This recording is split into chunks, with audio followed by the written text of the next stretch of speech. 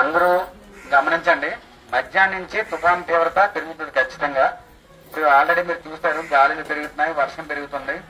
అలాగే మధ్యాహ్నం వర్షాల తీవ్రత, గాలుల తీవ్రత పెరిగి నైట్ కూడా చాలా, నైట్ అంతా కూడా చాలా విపరీతంగా ఉంటది. ఎవరైతే వాళ్ళ గృహాలు బలహీనంగా ఉన్నాయో, గుడిసెల్లో ఉన్నారో, లేదంటే రేకుల షెడ్ లో ఉన్నారో అందరూ కూడా ప్రభుత్వం వారు ఏర్పాటు చేసిన ఏదైతే పునరావాస కేంద్రాలు ఉన్నాయో పునరావాస కేంద్రాలకి వచ్చేయాలి. నైట్ అంతా కూడా అక్కడే ఉండాలి.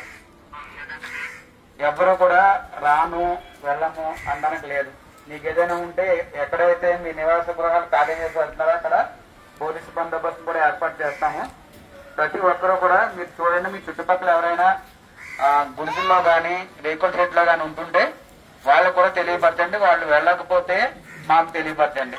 ఖచ్చితంగా అందరూ కూడా ప్రభుత్వం వారు ఏర్పాటు చేసిన పునరావాస కేంద్రాలకి వెళ్ళాలి. ఏదైతే బలహీనమైన గృహాల్లో ఉన్నారో వాళ్ళందరూ కూడా అక్కడ అన్ని సౌకర్యాలు కూడా ఏర్పాటు చేయడం జరిగింది. ఎవరికి ఎటువంటి ఇబ్బంది లేకుండా చూసుకుంటాము. మీరందరూ కూడా గమనించాలి. ఎట్టి పరిస్థితుల్లో కూడా నిర్లక్ష్యం అనేది వద్దు. ఖచ్చితంగా తీవ్రంగా ఉండబోతుంది.